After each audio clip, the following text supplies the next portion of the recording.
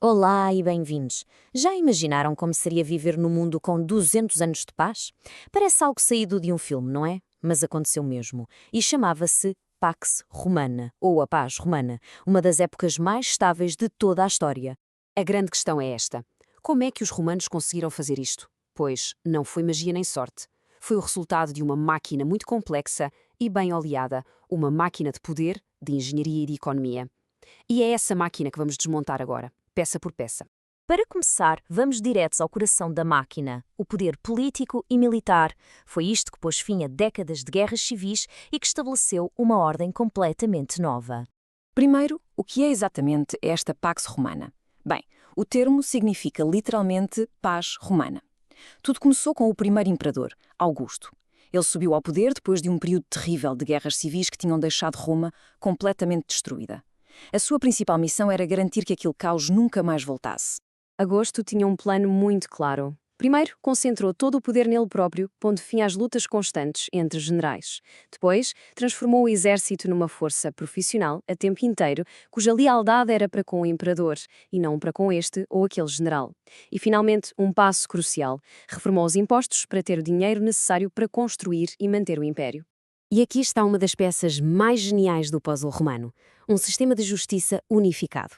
Em vez de cada província ter as suas próprias regras, Roma criou um código legal que se aplicava a todos. Isto trouxe ordem e confiança e permitiu que as pessoas resolvessem os seus problemas nos tribunais, em vez de recorrerem à violência.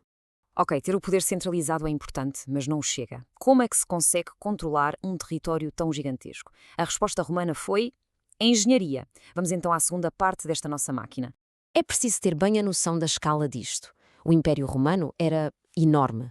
Estendia-se pela maior parte da Europa, pelo norte da África e pelo Médio Oriente. Manter um território tão vasto e com tantos povos diferentes unidos era um desafio, bem, monumental.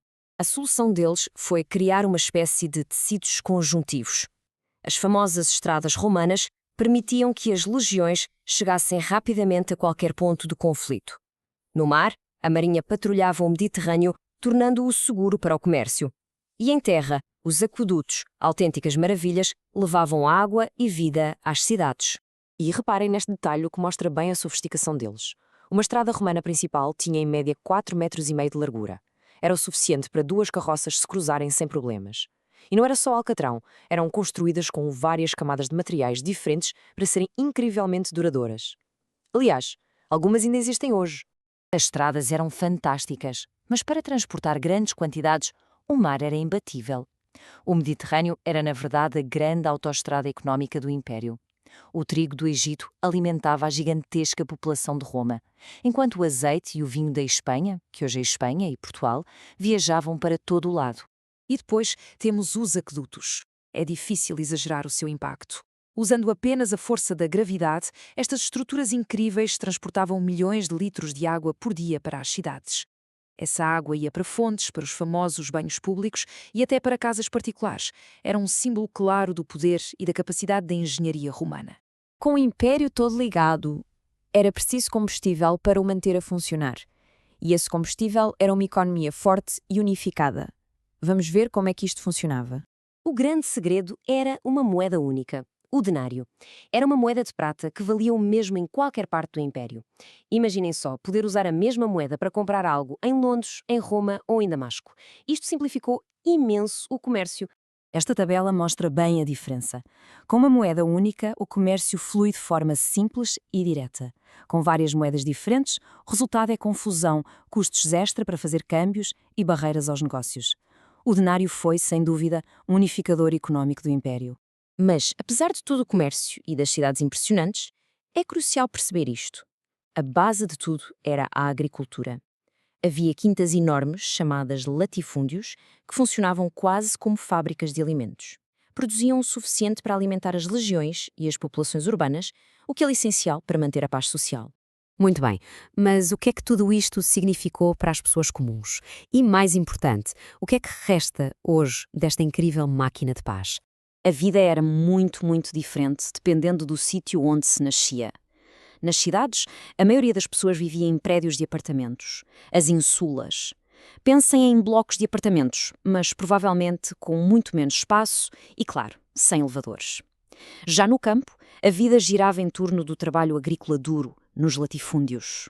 Com o tempo, as culturas locais começaram a misturar-se com a romana. O latim tornou-se a língua da administração e do poder. A cidadania romana foi sendo oferecida a cada vez mais pessoas, e estilos de vida romanos, desde a roupa à comida, tornaram-se populares. Tudo isto ajudou a criar um sentimento de identidade partilhada, um sentimento de pertença a algo maior. E o legado da Pax Romana é, de facto, imenso. Muitas das nossas línguas, incluindo o português, vêm diretamente do latim. Os nossos sistemas de leis baseiam-se em muitos princípios do direito romano. E até o traçado de muitas cidades europeias ainda segue o desenho original romano. Claro que a Pax Romana não durou para sempre. Com o tempo, a máquina começou a falhar e acabou por avariar. Mas a questão que fica no ar é esta. Quando olhamos para o nosso mundo de hoje, com as suas estradas, as suas leis e o seu comércio global, quantas peças daquela antiga máquina romana ainda estão a funcionar à nossa volta?